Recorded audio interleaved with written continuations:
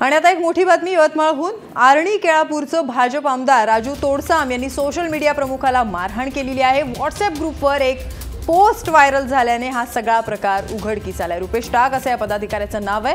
व्हॉट्सअपवर बदनामी केल्याप्रकरणी फोनवरून त्यांनी शिवीगाळ केली होती। या पदाधिकाऱ्याविरोधात आता पोलीस स्टेशनमध्ये तक्रार करण्यात आली। आमदार राजू तोडसाम यांनी मारहाण केली नसल्याचं मात्र फोनवर सांगितलं।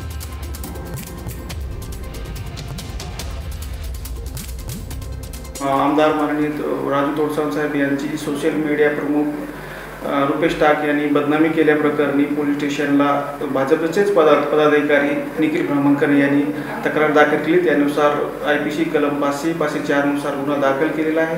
आणि परंतु रुपेश टाक यांना कोणी मारहाण केली याच्याबद्दल पोलीस स्टेशनला कसल्याही प्रकारचा गुन्हा दाखल नाही। माहिती जाणून घेऊया आमचे रिपोर्टर सतीश एटरे यांच्याकडून। सतीश, आपण बघतोय की राजू तोडसाम यांनी सोशल मीडिया प्रमुखाला मारहाण केलेली आहे, नेमका हा काय प्रकार आहे?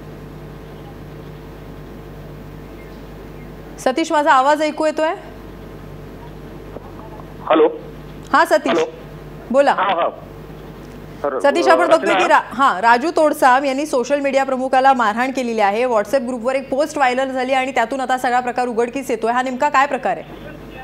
राजू तोडसाम यांचा निकटवर्तीय कार्यकर्ता म्हणून टाक याची रुपेश टाक यांची ओळख होती। तसाच तो भाजपच्या आर्णी तालुक्याचा सोशल मीडिया प्रमुख आहे। आणि गेल्या काही दिवसामध्ये त्याच्यामध्ये आणि आमदार तोडसाम यांच्यात विवाद सुरू आहेत। आणि त्यांनी असा आरोप केला गेल्या 3-4 दिवसात की राजू तोडसाम हे 10% रक्कम घेतल्याशिवाय निधीच देत नाही। आणि त्यातून हा सगळा प्रकार काल सोशल मीडियावर आला। त्याच्यानंतर या सगळ्या वृत्ताची चर्चा जिल्ह्यात सुरू झाली। राजकीय वर्तुळात मोठी खळबळ निर्माण झाली आणि या संदर्भात पोलीस तक्रारही करण्यात आली आहे। निश्चितपणे रुपेश टाकने तर पोलीस कंप्लेंट आता केली आहे, पण राजू तोडसाम म्हणतात की मी मारहाणच केलेली नाहीये। बरोबर आहे, त्यांनी मारहाण केली नाही असा आरोप केलाय, परंतु असं सांगितलं जातं की आर्णी शहरातील एका कॉलनीमध्ये त्याला काल सकाळी मारहाण झालेली आहे। अच्छा, थँक्स सतीश दिलेल्या या माहितीबद्दल।